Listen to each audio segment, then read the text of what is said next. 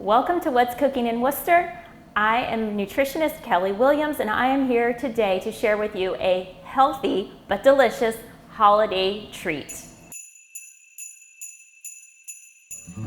Okay, it's the holiday season, and what sounds more delicious than a tasty holiday treat? Well, I'll tell you, it's a healthy and tasty holiday treat, and today we are making a healthy version of hot cocoa. So let's get started. Today we are starting out with almond milk. We're going to use about 4 cups, so this will make 4 servings. Now you could use any milk of choice in this recipe. I am choosing almond milk because it is lower in sugar, lower in carbs, and sometimes higher in nutrients than cow's milk. So we're at 4 cups. We're going to add some plain unsweetened cocoa powder. We are using a small amount, about a 1/4 cup or less, of a non-sugar sweetener. You can use any sweetener of your choice. This is a sweetener that measures like sugar, so just do check that out. If you have one that's really concentrated, make sure you adjust the measurement accordingly. Now, this is going to be a neat take on a hot cocoa. We are going to call it an Almond-Joy hot cocoa, and so we're going to add a bit of coconut extract to this. And a little goes a long way with our extract, so we really just need a splash there. And now we're going to blend it up, and then we'll take it to the stove to warm. So everything is blended in here, and we are just going to add this to a pan. I'm going to keep it nice and low. You do not want this to boil, you just want it to simmer gently. And while that gently warms, we are going to toast our almonds. We're going to toast them because toasting nuts always brings out the flavor and the aroma. Now the key when you are toasting any nuts or seeds, because they do have healthy fats in them, they will burn easily. So you just want to keep your pan moving often, give it a stir regularly. Don't leave it unattended at any point because they will burn quickly. Okay, when our almonds have just the slightest bit of golden on them, that's how you can tell they're ready. Again, you do not want them to burn. You just want to get some nice little golden edges on there.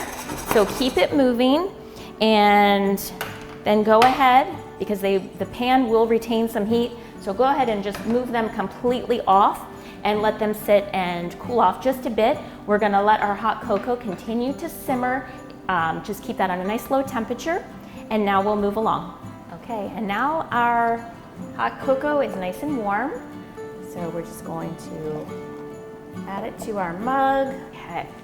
And this is totally optional, but you can use, or is it really optional with hot cocoa? We need a little whipped cream on the top, and now we're going to add our nice little toasted almonds for our coconutty Almond-Joy healthy hot cocoa. I hope you enjoy these healthy and delicious treats this whole season through.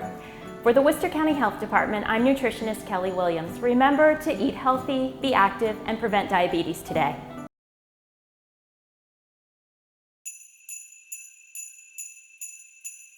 So we all love to have a sweet treat around the holidays, but I'm going to show you a little bit healthier version of a chocolate peppermint truffle. So let's get started.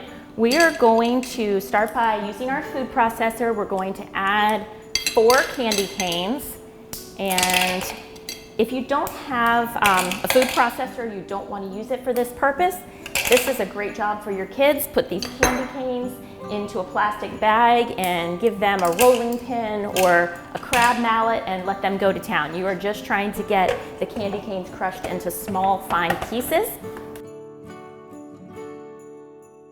Okay, so we have chopped into small pieces. We're going to go ahead and add this to a medium-sized bowl. Now we can set this aside. We're going to keep using our food processor though, and we are going to add the base for our truffles. So the base ingredients for our truffles are going to be dates. These are pitted dates.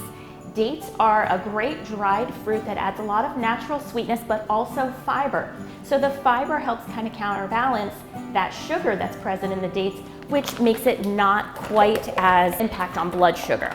Now this is not a low sugar recipe, but it does not have a lot of added sugar, and I'll show you why. We're gonna start by chopping this, and we're gonna make this into a paste. We have a few more ingredients, but we're gonna get started on this so we have a little bit more room in the food processor.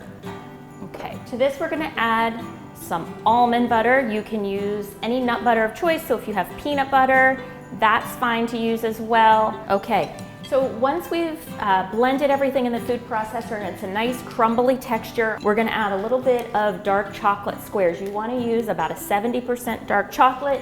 It doesn't matter if you use chocolate chips or chocolate bars.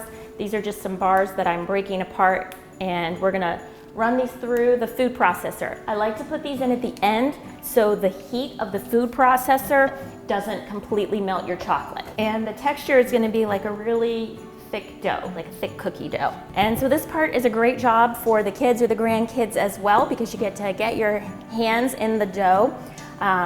You can make these any size you want. I'm gonna make them about a tablespoon.